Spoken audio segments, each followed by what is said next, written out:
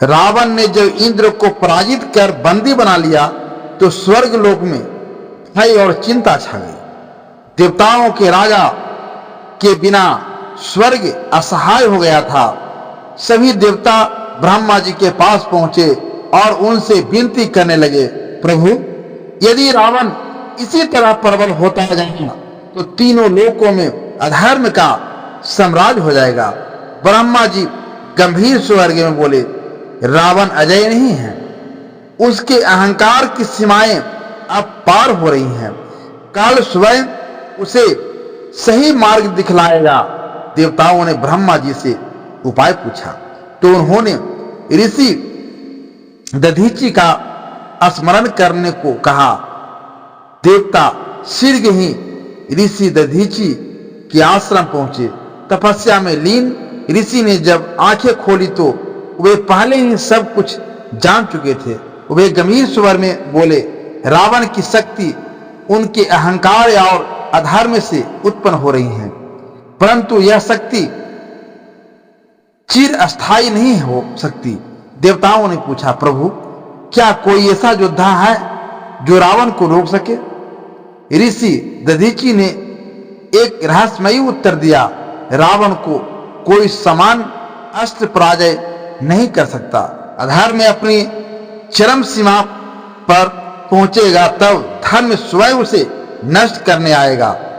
नारायण शास्त्र का रहस्य समझो, क्योंकि वही रावण के अस्त्र का संकेत देगा। देवताओं ने चौंक कर पूछा, नारायण नास्त्र भगवान विष्णु का दिव्यास्त्र था, जिसे स्वयं नारायण के आदेश से ही चलाया जा सकता था। इसे रोकने का एकमात्र उपाय था शरण में जाना। जो भी इस अस्त्र के सामने झुक जाता वह बच जाता, लेकिन जो इसको प्रतिरोध करता वह भस्म हो जाता।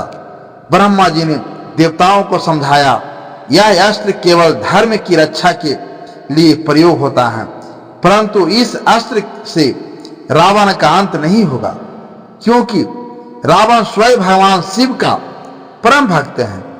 इंद्र ने कहा, तो फिर कौन रावण को रोक सकता है? ब्रह्मा जी ने बताया, रावण को रोकने की शक्ति केवल एक ही व्यक्ति के पास थी, दैत्यराज बलि। देवता विस्मय में पड़ गए। बलि, परंतु वे तो दानवों के राजा हैं। ब्रह्मा जी मुस्कुराए, बलि न केवल एक दानव था, बल्कि वह धर्म का पालन करने वाला सबसे महान राजा भी था। देवताओं ने पूछा, तो क्या राजा बलि रावण से युद्ध करेंगे? ब्रह्मा जी गंभीर होकर बोले, काल अपने मार्ग पर है, समय आने दो। एक दिन आएगा जब रावण को अहंकार का फल मिलेगा, परंतु अभी के लिए तुम्हें केवल धैर्य रखना होगा।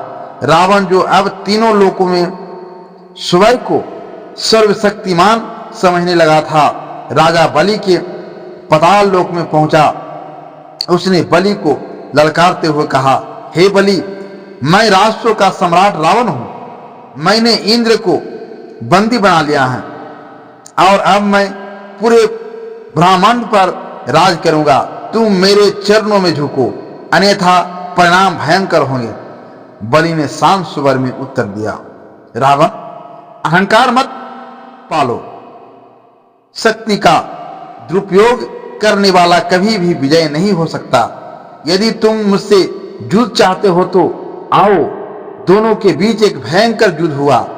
रावण ने अपनी मायावी शक्तियों और बल से आक्रमण किया, लेकिन बलि हर बार उसके वारों को आसानी से रोक लेता।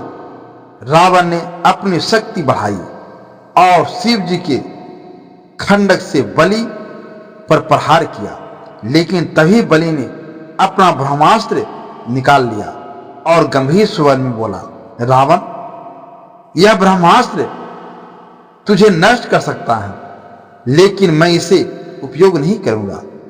रावण ने क्रोधित होकर पूछा, क्यों? क्या तुझे मुझसे भय लग रहा है? बलि मुस्कुराया और बोला, भय नहीं रावण, मैं जानता हूं कि तेरा विनाश अभी निश्चित नहीं हुआ है। रावण चकित रह गया। बलि ने आगे कहा, मैं तुझे पराजित नहीं करूंगा, लेकिन इतना अवश्य कहूंगा, एक दिन आएगा जब तुझे कोई और पराजित करेगा और वह व्यक्ति इस सृष्टि के सबसे बड़े धर्म के रक्षक से उत्पन्न होगा। रावण को बलि की यह बात समझ नहीं आई, लेकिन उसने अनुभव किया कि बलि को हराना असंभव था। वह चुपचाप पाताल लोक से लौट गया। अब आगे क्या होगा? रावण को पहली बार अपनी शक्ति की सीमा का एहसास हुआ। राजा बलि की भविष्यवाणी क्या सच होगी? विष्णु जी ने जिस योद्धा का संकेत दिया वह कौन होगा? अगले भाग में देखिए, जब रावण अपनी शक्ति को और बढ़ाने के लिए एक नया अभियान शुरू करता है। क्या यह उसका उत्थान होगा या पतन की शुरुआत? अगला 11वां भाग देखिए कल सुबह 5:05 में। दोस्तों, अगर यह वीडियो आपको अच्छा लगा होगा तो हमारी वीडियो को लाइक, शेयर और चैनल को सब्सक्राइब करना न भूलें। धन्यवाद।